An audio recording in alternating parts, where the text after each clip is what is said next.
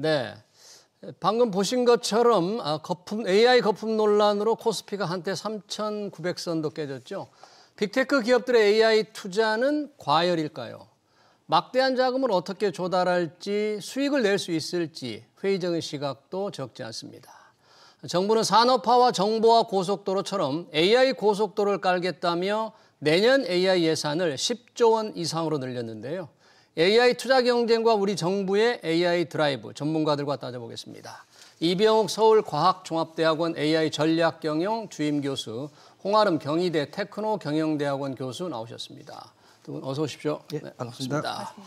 네, 방금 보신 것처럼 지금 주식시장은 AI 거품 논란으로 지금 상당한 폭의 조정을 겪고 있는데 AI 투자 훈풍이 이제 반도체만이 아니죠. 데이터 센터, 인프라 기업 이런 주가 상승을 일으키면서 뭔가 선순환으로 되고 있다. 주가도 올리고 산업에 대한 투자도 늘어나고 잠시 지금 제동이 걸린 것 같은 분위기인데 시장과 연계해서 이런 투자의 선순환을 혹시 어떻게 보셨어요? 뭐 사실 최근에 이렇게 가파르게 성장한 거는 미국 빅테크들이 투자를 했던 거고 저희는 이제 공급하는 입장에서 당연히 이제 삼성과 하이닉스가 이제 이끌어왔죠. 특히나 가장 큰 호재는 이제 삼성전자가 15만 원까지 얘기가 나온 이유는 예. 이제 소위 말하는 스타게이트라는 프로젝트고요. 스타게이트. 이 프로젝트는 뭐냐면 향후 이제 4년 이내에 약 700에서 800조 원을 투자해서 미국 내 대형 데이터 센터, AI 센터를 짓겠다라는 프로젝트고요. 예. 여기 이제 오픈 AI랑 소프트뱅크 뭐 이렇게 주도를 하고 있는데 중요한 건 여기에 삼성전자와 하이닉스 반도체의 이 반도체 공급이 절대적으로 필요하거든요. 그렇죠. 그런 관점에서 이제 요게 계속 제대로 진행만 된다라고 하면 2029년까지 일단 뭐 삼성전자와 하이닉스는 주가는 안 올라갈 수가 없어요. 근데 중요한 거는 어제 그 팔란티아의 주가가 떨어지면서 우리가 영향을 받은 것처럼 팔란티아. 과연 오픈 AI가 7에서 800조 원 되는 돈을 공급할 수 있겠느냐에 대한 이제 회의가 또 있을 수 있잖아요. 이게 불확실성이 같이 이제 몰린 것 같아요. 근데 이제 우리가 바라기는 이 미국에 계속 빅테크가 투자를 이제 순조롭게 이어가면 예. 삼성과 하이닉스가 우리 뭐 주가의 20, 30% 이상을 차지를 하니까 주식은 계속 뭐 5천억 원을 갈 건데 예. 이 불확실성이 언제쯤 그칠 것이냐. 과연 그동안은 어쨌든 이 오픈 AI가 잘 이제 이끌어왔고 그래서 이번에 오라클까지 같이 참여했거든요. 그러니까 소프트뱅크, 오라클, 오픈 AI가 자금 조달을 계속 잘 해줄 거를 기대를 하면서 이 스타게이트가 잘 진행된다라고 하면 저희로서는 계속해서 호재가 좀 있는 셈이죠. 다만 언제라도 이 거품론 때문에 실적을 오픈 AI가 제대로 보여주지 않으면 이 스타게이트 자체가 또 이제 무너질 가능성은 있으니까 말 그대로 이제 안개 속이라고 볼 수 있을 것 같아요. 자, 안개 속이다. 그 관련해서 우리 반도체 주가도 밀접한 영향을 받을 수 있는 중요한 키 멤버가 지금 오픈 AI네요. 말씀하신 걸 보니까. 샘 올트만 이끌고 있는 오픈 AI, 챗 GPT 열풍을 일으키면서 인공지능 열풍을 이끌어왔는데 오픈 AI가 AI에 투자하는 빅테크도 많고 또 오픈 AI가 투자하기도 하고 이 여러 가지 협력 파트너도 맺고 있지 않습니까? 이게 조금 시청자들이 보기에는 좀 선명하지가 않은 것 같아요. 지금 오픈 AI가 정확하게 뭐를 어떻게 하는지 어느 기업들과 투자 협력 맺고 있는지 이런 걸 조금 쉽게 좀 설명해 줄 수 있습니까? 사실 오픈 AI를 둘러싸고 우리가 스파게티식 구조라는 얘기를 하는데요. 스파게티. 구조. 사실 여러 가지 스트래티직 얼라이언스를 하는 전략적인 제휴를 하는 것들을 보면 AI 모델뿐만이 아니라 클라우드 관련된 데이터 센터 이런 것들이 서로 얽혀서 움직이고 있습니다. 그 말은 AI 생태계를 만들겠다. 그리고 AI 생태계를 선점하고자 하는 그러한 노력이라고 보여지는데요. 사실은 이 GPU 우리가 26만 장 확보에 있어서 여러 가지 이제 계산력이나 시장을 확보하기 위한 동맹을 만들고 그 동맹 안에서 AI를 모델을 돌려보다 보면 사실 이 GPU, 데이터 센터, 전력, 트래픽 모든 것들이 다 필요하고 이런 것들을 계속해서 받아주려는 한 회사가 이걸 스탠드얼론으로 할 수는 없는 한 회사 혼자 할 수는 없다. 네. 그렇기 때문에 오픈 AI가 실제 적자 계속 오랫동안 적자였고 흑자 한번 못 냈어요? 네. 그리고 이 지금의 시기는 어떻게 하면 업계 표준을 선점하려고 노력하느냐 그런 시기로 봐주시면 더 좋을 것 같습니다. 그래서 업계 표준을 선점하게 된다면 오픈 AI가 지금 하려고 하는 여러 가지 전략적 투자들이 시설 설비 투자에서 머무르지 않고 실제 표준을 잡는 쪽이 시장을 선도하고 리드한다는 그러한 시그널이 될 것 같습니다. 네, 지금 오픈 AI와 여러 빅테크 기업들 간의 연결 구조를 뭐 스파게티처럼 이렇게 복잡하게 얽혀 있다 그런 거잖아요. 네, 그 얽힌 게 잘 돌아가면 괜찮은데 어느 한 군데에서만 딱 끊어진다면 그러면 우리 삼성전자나 SK 하이닉스까지 길게 파장이 올 수 있는데 그래서 일부 언론에서는 오픈 AI를 둘러싼 투자를 뭐 금융 연극이다 이런 정도로 표현하는데 어디에 이 문제 고리가 혹시 위태로운 고리가 뭡니까?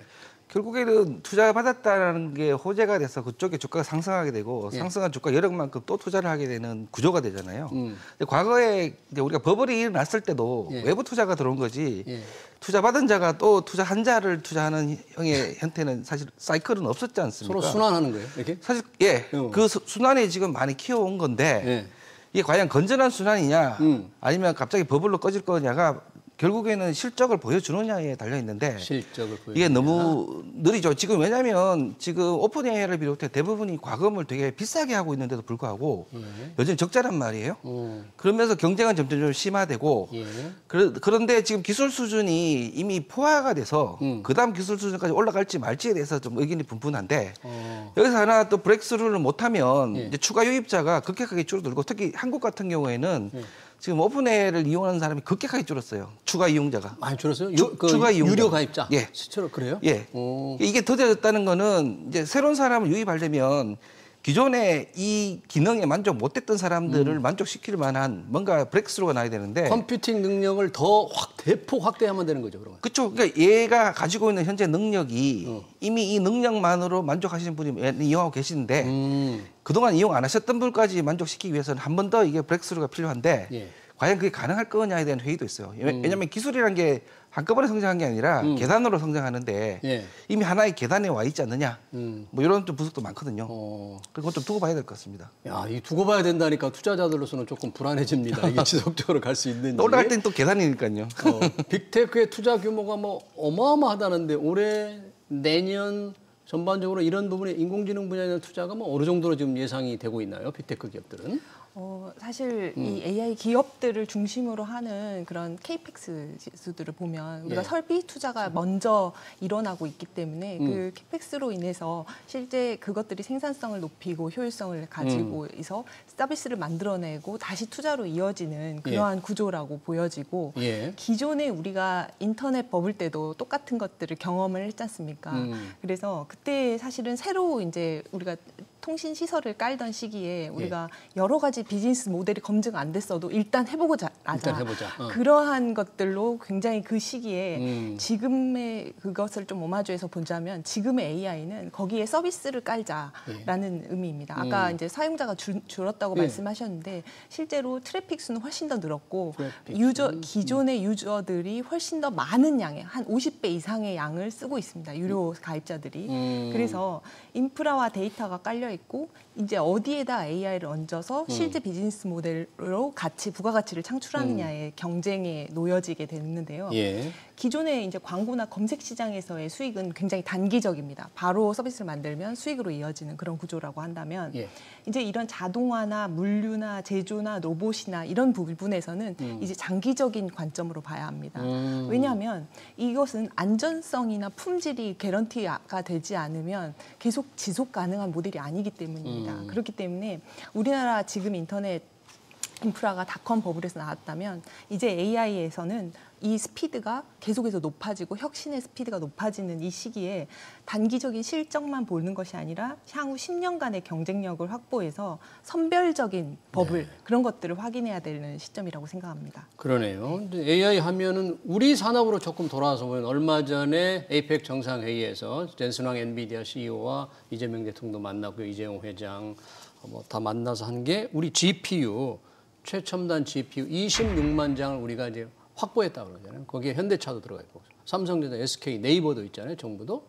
이 26만 장 확보하는 거는 젠슨 왕이 와서 결국 우리한테 파는 거잖아요. 뭐 선물이라고 이게 해야 될지 알지 모르겠습니다. 판 건데 이게 그렇게 왜 이렇게 중요한 거예요, 이게? 그게 지금 이제 엔비디아가 공급하고 있는 이제 GPU의 반 정도는 이제 미국 외에서 팔리고 반 정도는 미국 내에서 팔려요.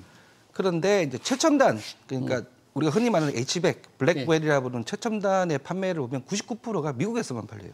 미국에서만? 그러니까 사고 싶어도 못 사고 살려고 해도 1, 2년을 대기해야만 되는 생산 라인의 커패시티가 이미 꽉 차 있는 거죠. 자, 그래서 이번에 26만 장 이전에 우리가 확보하려고 했던 5만 장이 있었는데요. 그 목표는 H100이었어요. 근데 이번에 26만 장은 H100의 더 상위 버전인 블랙웰을 26만 장을 수년에 걸쳐서, 물론 5년 정도로 나눠지겠지만 그걸 주겠다라고 하는 거거든요. 근데 지금 유럽 같은 경우에도 생산 라인상 그걸 받고 싶어도 26년까지는 이미 꽉 차서 26년 말이나 받을 수 있었던 건데 저희는 그걸 무려 26만 장이나 받을 수 있는 자기들 생산 라인에 계획에 넣어주겠다는 의미거든요. 이렇게 되면 만약 우리가 26만 장을 확보한다라고 하면 개수로만 따지면 전 세계 3위 수준이 돼버려요. 3위, 미국, 유럽, 그다음에 저희. 중국은요? 중국은 이게 수출이 금지돼 있어요. H100이랑 블랙웰이 금지돼 있고 그 하위 버전만 들어가 있기 때문에 중국 내에 있는 GPU는 엔비디아가 공급을 지금 못하고 있는 상태라고 보시면 됩니다. 최상단. 자, 그렇게 되면 일단 26만 장을 뭘 할 수 있는가 하면 이게 그 인공지능이 크게 나누면 모델을 만드는 훈련 단계가 있고요. 이게 GPU가 가장 많이 들어요. 우리나라는 지금까지 확보된 H100만 2,000장 정도밖에 안 돼요. 아, 그래요? 거기에 비해서 오픈AI는 70만 장, 메타가 40만 장 수준으로 갖고 있거든요. 아까 말씀드렸지만 미국이 독식을 하고 있던 시장이에요. 그러면 우리가 훈련에 들어서 만들어서 모델을 만들었으면 실제로 활용을 해야 되잖아요. 그러면 공장에서 이거 활용하기 위해서 자율주행에 활용한다든지 할 때 우리가 음성으로 지시를 하면 실시간으로 반응할 수 있으려면 GPU가 필수적으로 필요하거든요. 그동안에 공장 스마트화를 잘 못했던 이유가 결국에는 실시간으로 대응이 안 되다 보니까 외부 환경을 얘가 반응하지를 못하고 사전에 지시된 형태로 수동적으로만 이제 움직였었던 거죠. 그럼 우리 이제 앞으로 자율주행을 한다든가 이제 삼성에서 반도체에서 AI 반도체를 만들 때 그 반도체 공정을 자동화할 때 외부 환경에 능동적으로 할 수 있는 그런 걸 확보했다라는 측면이 매우 중요한데 한 가지 우려되는 거는 이게 26만 장을 갖고 온다고 바로 작동할 수 있는 게 아니에요.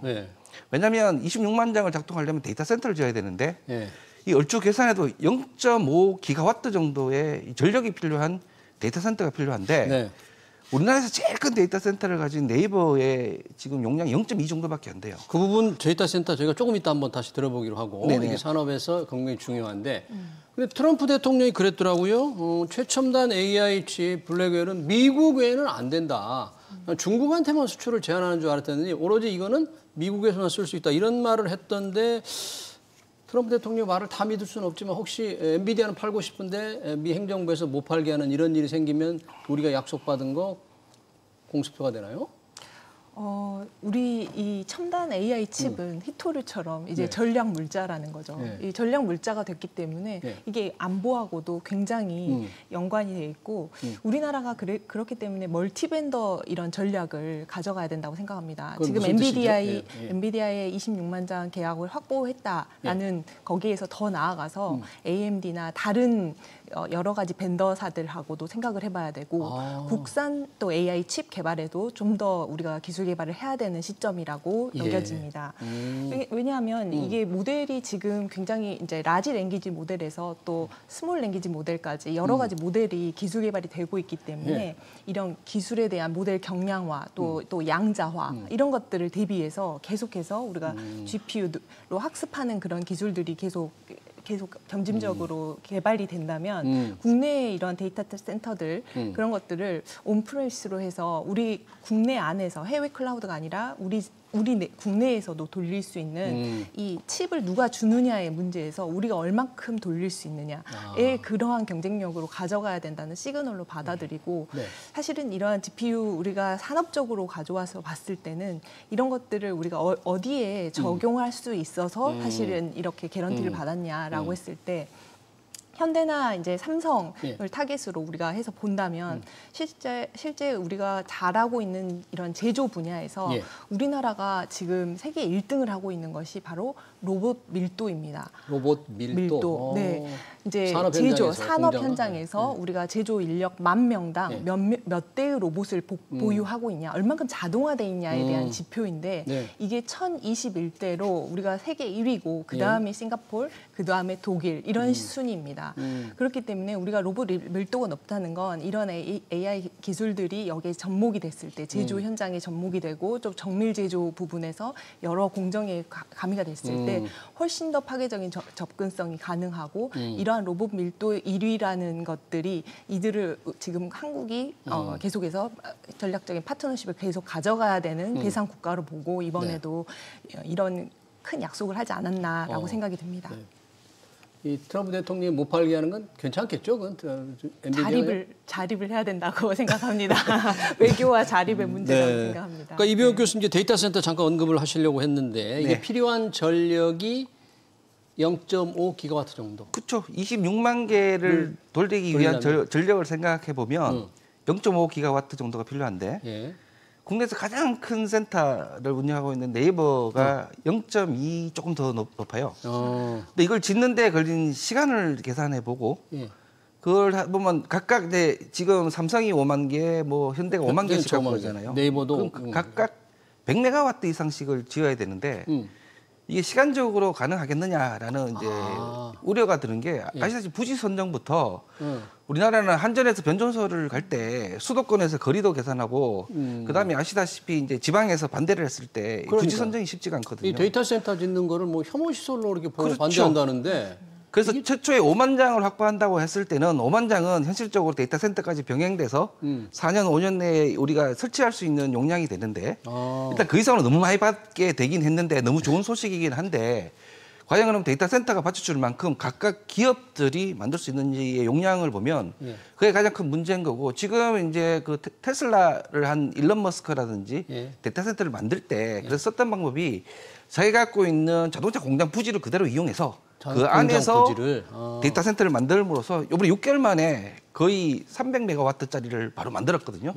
모든 국가에서 5년 정도 걸리는 거를 일론 머스크는 6개월 만에 해버렸어요. 아, 머리 좋네. 그런데 우리나라에서 그런 행정력을 하려면 절대적으로 국가가 이걸 밀어주면 가능할 수도 있는데 국가가 밀어줘도요 때로는 지자체에서 또 반대를 해요. 그렇죠. 이제 그래서 이게 놀라움과 동시에 약간 어떤 걱정 같이 하는 것과 동시에 저 미국의 아까 트럼프가 잠깐 얘기를 했는데요. 이거는 미국이 중국에 금수 조치하는 것과 동맹국의 금수 조치는 완전히 달라서 동맹국 금수 조치가 국가 비상사태를 선포해야 되거든요. 근데 어차피 그걸 안 해도 99%가 미국에서 팔리고 있는데 트럼프 입장에서는 하나하나 똑같은 거를 말만 했을 가능성이 커진 거죠. 왜냐하면 그럼으로써 소위 말하는 이제 마가 세력들이 집결하고 그런 효과를 누리면서도 어차피 컨트롤을 안 해도 대부분의 칩들은 국내에서만 팔리고 있고 그리고 뭐라고 붙였는가 하면 최첨단 칩이라는 말을 썼는데요. 최첨단 5년쯤 지나면 블랙웰이 최첨단이 아닐 거거든요. 블랙웰만 하더라도 HBM3예요. 좀 있으면 HBM4 단계 나올 건데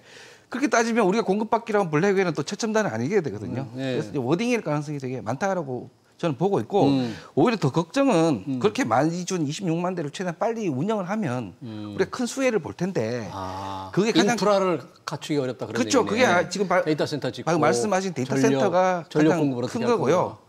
그래서 이 전력을 갖고 오는 것도 힘들고 부지 선정에서 많은 어려움이 있고 그다음에 거쳐야 될 아까 말씀 지자체부터 행정 이게 되게 많아서 이걸 턴키로 국가에서 어떤 강력한 주도를 가지고 많이 해결해 준다라고 하면 기간 내에 26만 대가 풀로 가동한다라고 하면 저희로서는 큰 변형이 생기겠죠. 네.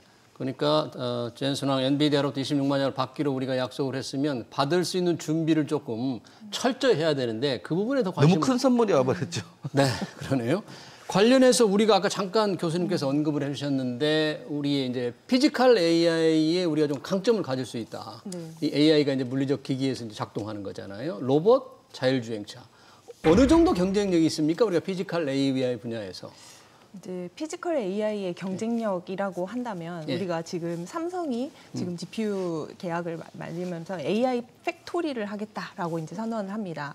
기존에 이제 스마트 팩토리 4레벨, 5레벨하고 달리 AI 팩토리가 되면 이제 불량률 몇 퍼센트 줄이고 이런 개념이 아니라 공정의 프로세스 전체, 산업의 운영 체계 전체가 사실 재편되는 수준의 그러한 변화가 일어납니다.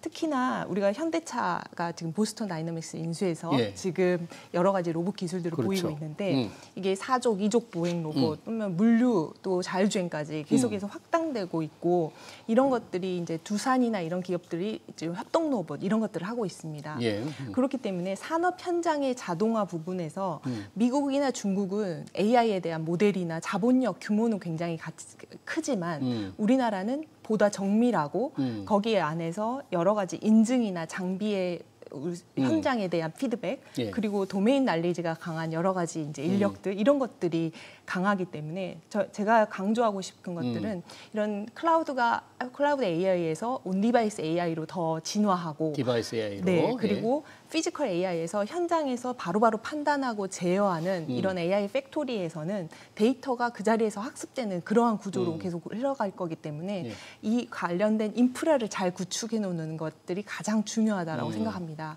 그래서 아까 잠깐 나왔던 데이터 센터 얘기도 잠깐 돌아가자면 우리가 1만 GPU를 가지고 돌리는 게 거의 중소도시급의 그런 전력이 요구됩니다. 예.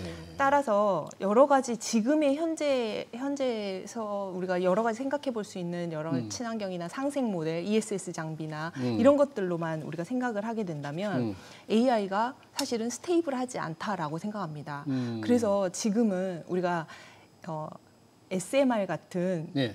그러한 기술들의 더 기술 개발을 더 앞당기기 위해서 더 기술 개발과 기술 연구소 많은 노력을 해야 될 시점이라고 SMR 봅니다. 소형 모듈 원자료. 네, 원자로. 그래서 우리가 지금 세계 1위인 그런 원전 기술을 네. 바탕으로 하는 SMR 기술 같은 것들이 있으면 네. 기존에 있는 안전성 그리고 이제 기존에 우리가 재생에너지로 갖고 있는 여러 가지 이제 그 단점들, 출력 변동성이 있다는 이런 것들을 예. SMR 기술로 지역이 분산화되고 좀 더 이런 이슈들을 가지고 롱텀에서 인프라를 준비할 수 있지 예. 않을까라고 생각됩니다.